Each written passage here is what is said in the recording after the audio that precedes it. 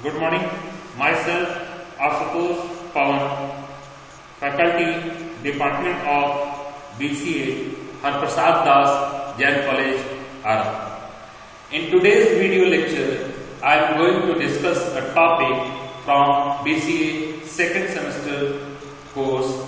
The paper code is 2BCA2 and the paper name is Advanced Programming in C.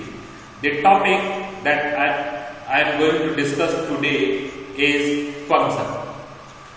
Functions has been used already to develop programs in programming language C.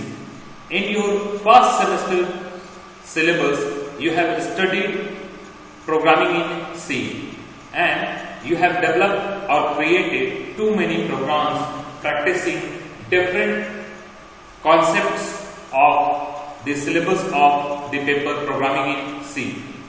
You have used loops, you have used selection constructs, you may have used jump statement, you have used nested loops like syntaxes to solve your required problems. But the execution of the program in C begins from a function. That function is termed as main function and it is written as void main, or sometimes it is also written as int main. I want to say that you have already used a function to create program in programming language C, and in today's topic I am going to discuss about function in brief, but it may take some time to discuss all the concepts of the topic function. Function is defined as a small program. When we will be talking about a small program, there may also be a discussion about large programs. In a large programs, a small programs are defined or developed by using functions. Using function in a large program provides several benefits. If you are using function in a large program, then the size of the large program may reduce. If you are using function in a large program, then the program may be easily debuggable. I will make you understand about these concepts. Suppose you are requiring to perform addition of two numbers for 100 times in a large program at different locations. You have already written a program to perform addition of two numbers, and to solve this problem means to add two numbers and display the result on the execution screen. You have created a program of, in my opinion, 5 or 6 lines. If you are requiring to add two numbers for 100 times in a large program at different locations, then you can think that you have to write 100 into 6, means 600 lines of codes to perform the same task, that is to display the sum of two numbers. There is another option to use function in a large program. You have to define the 6 lines of code that is required to add two numbers inside the function body. It can be written in 6 or 8 lines. And if you are requiring to perform addition of two numbers 100 times in a large program, then you have to make a call of the defined function by writing a single line statement, and you have to write 100 different location call a statement of the defined function in the large program. Instead of writing 600 lines to perform addition of two numbers, you will be writing approx 108 or 110 lines. Thus, your program size will be reduced if you are using function to perform a task that is required for a number of times at different locations in a large program. There is another benefit of using function in a large program. Suppose you are not using function to perform the task at different locations for a number of times. You are writing the set of lines, set of instructions whenever you require in the large program to perform the same task, that is addition of two numbers. You are writing 6 lines every time when you are requiring to add two numbers. While typing, you can make a mistake. You can leave a semicolon. You can leave a inverted comma inside a scanf parenthesis. You can leave a comma inside either printf parenthesis or either a scanf parenthesis. You can leave opening parenthesis for a scanf function. You can leave closing parenthesis for. There are many types of error that you can do while typing the set of instructions to perform the addition of two numbers in the program. And if it is required for 100 times at different locations in a large program, and if you are doing such mistakes every time when you are typing, then the compiler will generate the same number of errors when you will be compiling the program. Here I want to make it clear that the compiler of C language can only display 25 errors at a time. And if you are typing the set of instructions that is required to add two numbers for 100 times and you are making mistake every time when you are typing the set of instructions to perform addition of two numbers, the compiler will display maximum 25 errors. You will be debugging the program, you will be making the correction as compiler will display the error message at your screen, but the number of error messages will be displayed 25 errors in the screen, because you have done 100 times 100 errors at different locations of the program, and the capacity of C compiler to display the error messages is only 25. Means I want to say that the compiler of C language can only display 25 error messages at a time. Thus, the debugging process of the program will become more complex. You will be correcting the error, but the number of error messages will not be reducing, and you will think that you have make the correction at incorrect location. If you are using a function in the program to perform the same task, addition of two numbers, and if you have defined the set of instructions inside the function body and you are making a call of the function whenever you are requiring to add two numbers, you have done a mistake inside the function body and you are making the call of the function in the large program for 100 times.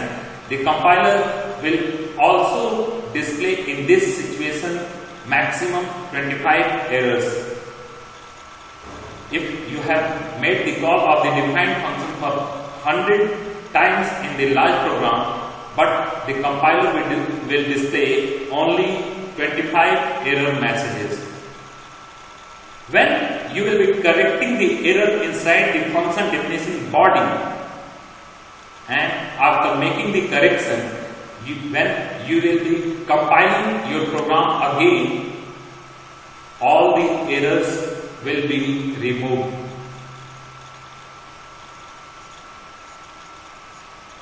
Whenever you have made a call of the defined function in the program, the compiler will be compiling the body, the definition of the function that you have written in your large program.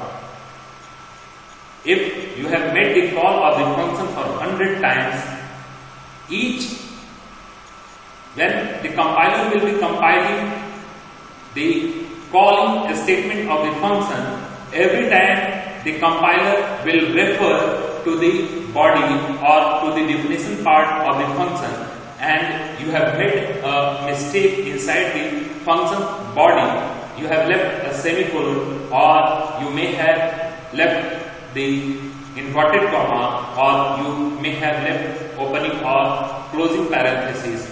The compiler will be counting the errors every time whenever you have made the call of the function in the large program. And when you will be correcting the mistake done inside the function body, and then you will be compiling the program, all the error messages will be removed. Thus, debugging process of a large program becomes easier when you will be using a function in a large program. These are the benefits of using a function in a large program. Hence, function is defined as function is a small, independent, self-contained block of codes carrying its own designated task. Here, the words block of codes.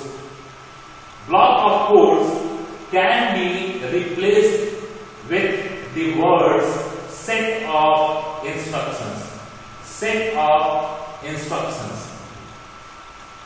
And you know well that a program is a set of instructions.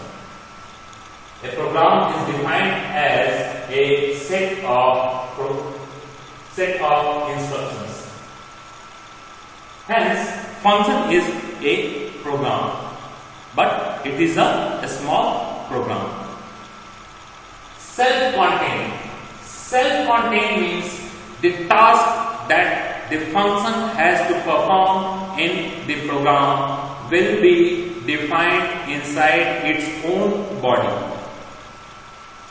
None of the other part of the program will define what the function will perform during the execution of the program. The task that the function has to perform during runtime of the program is defined inside the function body.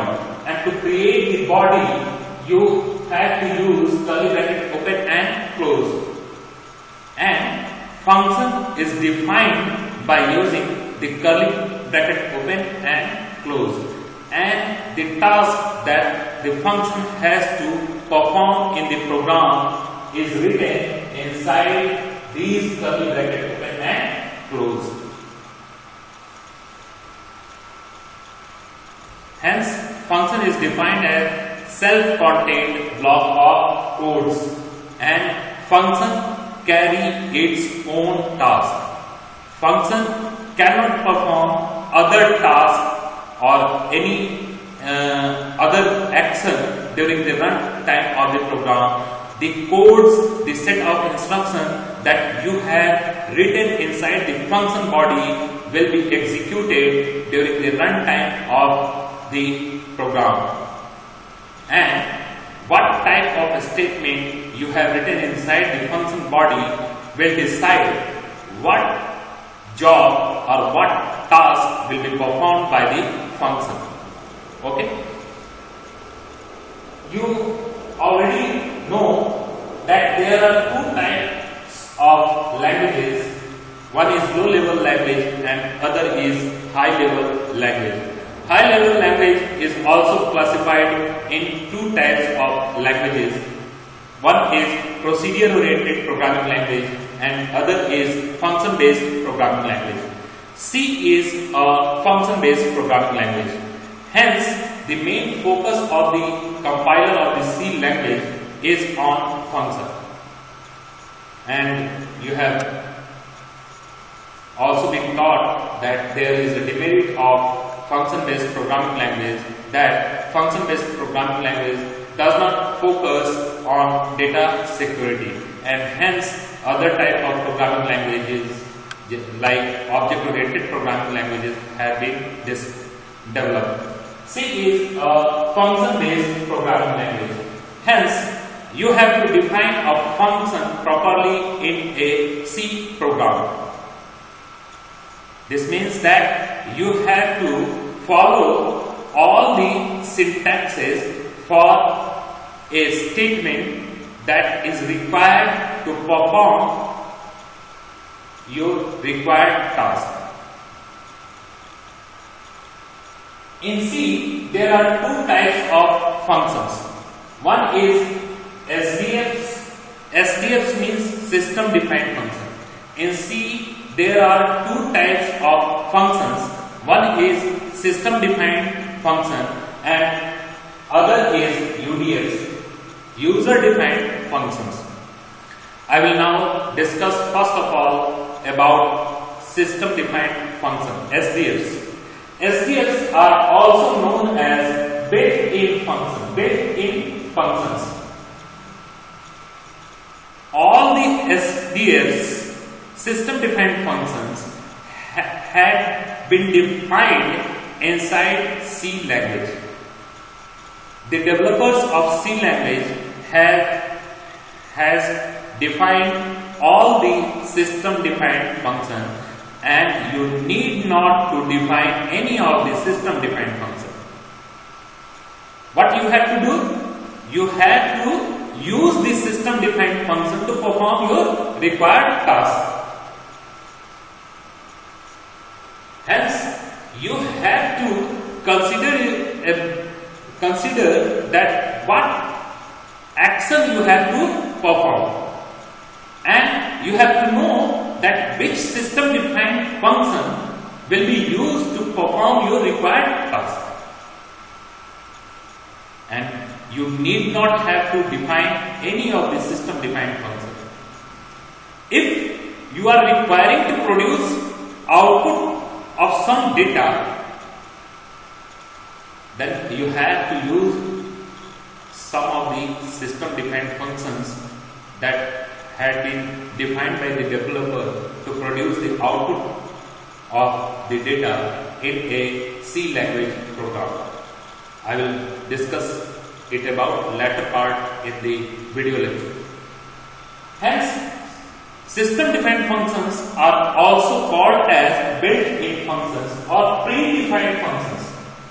Predefined functions, what tasks this system defined function will perform in the program has been defined already by the developers of C language. Hence, system defined functions are called as predefined functions. And these functions comes in the computer. In a computer, when you will be installing the software of a language, the system defined functions of the language will come in your computer's memory. The functions that are known as system defined functions or predefined functions has been defined in some specific file. These files have the extension .h, and hence these files are known as header files. This means that all the system defined functions have been defined in some specific header file, and you have to know about it, that the function that you are requiring to perform a task has been defined in which header file. The name of the header file of the function that you are going to use in the program is already required to be known to you.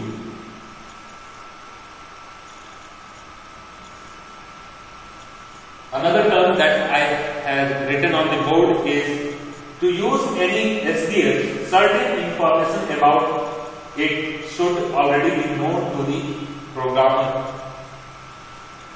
If you are requiring to use any of the system defined function, then some of the information about the system defined function should be already known to you. What are the information that you have to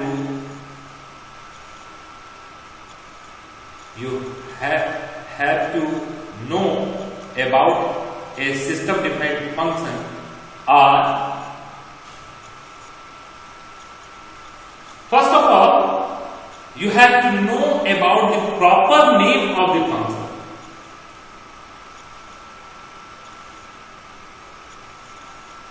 You are going to use a system defined function in a program.